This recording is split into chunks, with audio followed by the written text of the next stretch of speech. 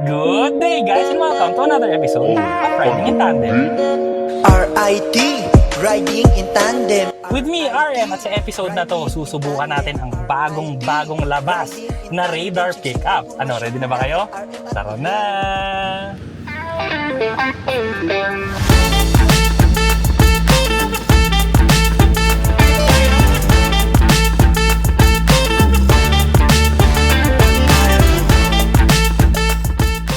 Sariwang-sariwa pa talaga tong sasakyan na to at may kasama tayo ngayon para maipaliwanag, no? First drive lang tayo ha, hindi to complete review. Kasama natin ngayon si Sir JJ ng Radar Philippines. Sir, welcome sa Riding in Tandem. So, ang gagawin lang natin, sir, no? Te-test drive natin siya. Tapos, just in case na meron tayong mga specs na hindi ko masabi, Okay, sir. kayo na bahala, sir, ha? Sige, sir. Ayan. Akong bahala sa inyo dito. Sige, simulan na natin. So, unang napansin ko dito, no, yung styling niya kakaiba talaga. Kasi 'di ba, merong mga pickup na brusco yung dating, meron din namang pickup na kwadrado. Iba-ibang design talaga no. Pero ito kasi para sa akin, no, ito naman yung futuristic na itsura ng pickup. Bakit? Kasi yung unahan niya slick eh. Malinis yung mga linya niya, yung side niya malinis na malinis. Pero ang pinaka-paborito ko dito, no, yung taillights niya. Kasi usually ang mga pickup, ang taillights niya usually isang linya sa likod diretso, di ba? Pero yung taillights kasi nito, no, yung parang Ray-Ban siya. Meron siyang bulky part sa right side at left side, tapos nagko-connect siya dun sa gitna. So, gandang-ganda talaga ako dun sa taillight niya. Tapos yung headlights niya sa unahan kasi, more on SUV yung itsura niya, no? So, hindi siya masyadong rugged na pickup na okay naman yun, no? Para maiba ka naman sa kalsada, di ba? So, sir, kayo, ano naman ang favorite niyo sa itsura sa labas ng bagong radar? Ang favorite ko dito actually yung front bumper. Kasi kakaiba siya eh. Parang siyang shield design. Tama. Especially for this specific variant, yung EMP natin, which is yung plug-in hybrid. So, it's very specific and very eye-catching sa ibang users. True. Yun nga pala, no, dahil nga sinabi na ni sir yung EMP na variant, dalawa nga pala yung radar na pickup, no, depende na kung ano yung gusto nyo. So yung una, yung EMP, so yun yung hybrid na variant, plug-in hybrid. Tapos meron sila yung isa naman yung EV, so full electric vehicle naman yun. So may mga konting differences nga tayo, sir, di ba? Yung bumper, Yes, bumper. magkaiba sila.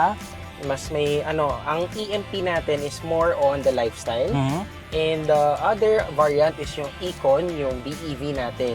This is targeted for fleet, for those workhorse pickups, or for everyday use na pang business, pang negosyo, pang saan mang bagay na pwedeng gamitin talaga pang haul or pang karga. Pang-haul yung gamit, ha? Pero yung itsura niya hindi siya pang-haul, social. Yun. Pero advantage yun, sir, di ba? Yes. Yung EMP na version nitong radar, so 4x4 siya lahat. Ang gamit nating variant ngayon, ano nga ba to, sir? Elite variant, yung mid-trim natin. Okay. So meron pa siya yung entry level na Comfort, at saka yung top of the line. luxury. Okay. Ito yung feature pack natin. Okay. Itong EMP, so more on lifestyle vehicle to. So ang isang advantage nun, no, dahil nga naka-monocoque yung chassis nito, sobrang komportable. Parang crossover yung feel mo dito sa loob. Plus yung handling. Tingnan nyo to, ha. Ililiko lang natin ng medyo mabilis-bilis ng konti. Pag walang sasakyan. Okay, see?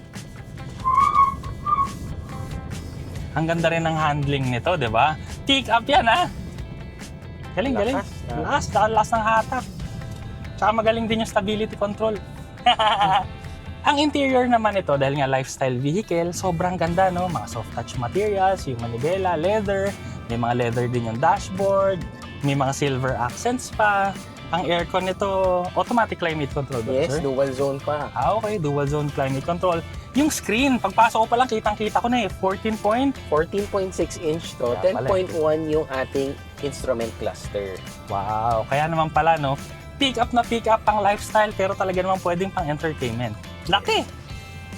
Tapos HD pa siya, Mhm. and ang ganda, walang lag, and maganda yung ating interface. EMP variant siya, so hybrid, no?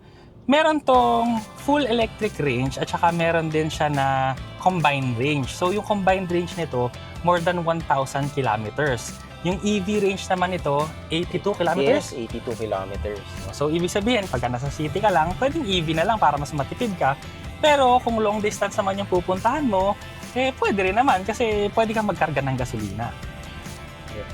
Actually, for lifestyle to, so that's why we wanted na PHEV siya. Kasi ang issue with BEVs normally is yung range anxiety. So for a pickup na gusto mong ibiyahe kung saan-saan, river crossing, gusto mong i-camping, then it is a more suitable option for everyone. Tapos balita ako, sir, matindi yung torque nito eh. Ilan yung torque nito? 659 Newton meters. 659. Dual electric motors. So, matindi, no? Yes. Quick acceleration. So, testing nga natin. Wala namang sasakyan eh. Ay, putek. Quick nga. Nabaon tayo dun, sir. Oo, may baon talaga, no? Para sa pickup, napakatuli nito talaga. Grabe yung acceleration, ah. Medyo, may siya, no? May sipa talaga. Tapos, sir, kasi mid-variant nga to, no? Diba? Yung top of the line, ano yung mga meron yung top of the line na wala dito? Ang top of the line natin, yung luxury, ito kasi elite to, sir. Meron siyang sunroof. Actually, this is a panoramic sunroof. Normally, mga pickups kahit sa ibang areas, maliit lang. Iyon, malaki hanggang likod. So, even yung passenger mo sa likod, meron. Of course, meron siyang adaptive cruise control, ADAS system, 14 ADAS features. And also, maganda din doon pa sa pickup na yon, may ventilated seats pati hanggang likod. Normally, sa harap mo lang makikita siya. So, very luxury talaga. Not just the interior, but also the exterior. So, ano ba yung exterior na meron sa kanya? May mga chrome accent siya para ma-distinguish mo na talagang luxury yung variant. So, more feature pack and more luxury in terms of looks. Much eye-catching.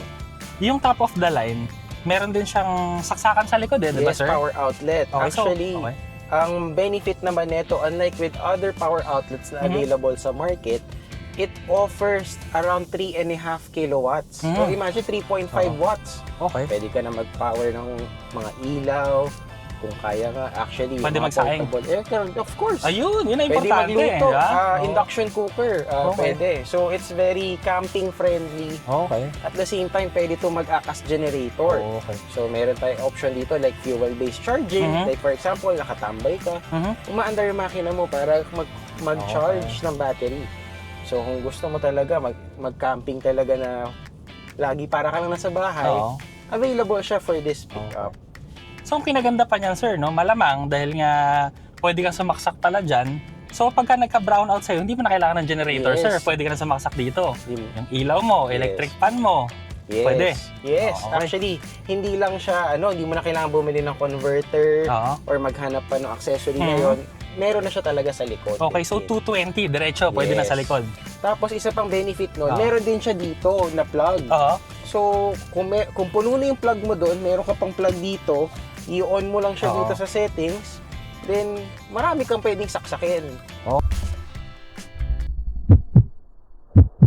Hindi ka naman galit, sir. Ay, Marami hindi ka naman saksakin. saksakin. Ano pala? Isaksak lang, sir. Saksak lang pala.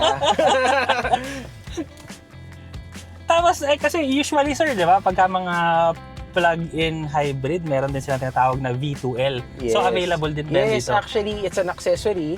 It's available for them to use. Actually, it's around 4,000 watts. Okay. Malakas na rin siya for everyday use. Even actually, kung gusto mo magkaroon ng mobile coffee shop, pwede dito. Nice. Lahat, kompleto na.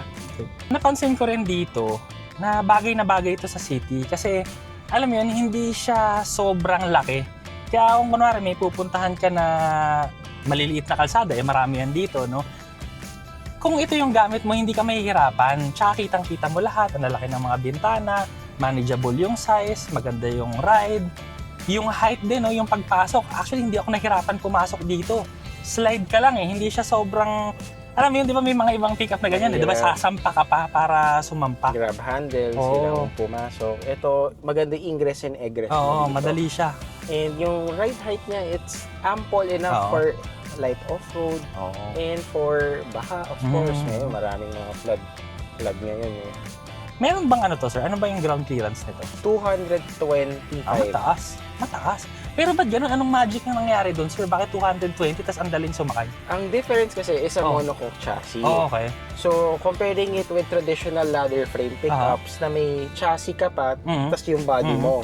So, Oh. ang lowest gravity kasi noon, center point mo is from the chassis, Mhm. hindi sa body. Unlike Okay. dito, naka-sandwich na siya, iisa na lang siya. Mhm. So, kahit ganun yung same ground height Oo. mo, madaling pumasok kasi built unibody siya, monocoque. So, yun yung isang advantage ng monocoque Oo. pickup. Lalo na pagka kunwari mga babae, di ba, sir? Kasi syempre, medyo mas mataas talaga yung kunwari yung height ng lalaki. So dito, lalo na din pagka pala medyo may edad na, di ba, sir? Hindi mahirap. Hindi kunwari. mahirap sumakay, tsaka hindi ka mahirapan bumaba. Very good, very good. Wala siyang grab handle, sir. Pagpapansinin niyo sa gilid, usually pickup or SUV, Oo nga, may grab meron nga handle. dito. Ito, hindi niya kailangan. Oo. Pero in fairness, napakatahimik din dito. Actually, hindi ko nga nararamdaman kung nag-on na yung makina o hindi. Naka-on ba, sir? Yes, actually, naka-hybrid mode tayo. As of right now, naka-EV lang tayo. So, meron okay. tayong energy flow dito na pinadisplay ko. Ayan. So yan, umaandar na. Yes, umaandar ng onte. So, para gumana yan, sir, usually kung gusto mo, lagay natin sa off-road or mud. Yan, naririnig mo na yung makina. Ayan yung naka-on yung makina. Ayan. So, hindi Naka-on na yung makina, pero tahimik pa rin. So, ang ganda ng system ng EMP. Ah. So, yun yung technology na pinapakita natin with the radar pickup. Maganda kasi hindi mo nararamdaman yung transition ng gas sa EV, Yes. wala ring noise.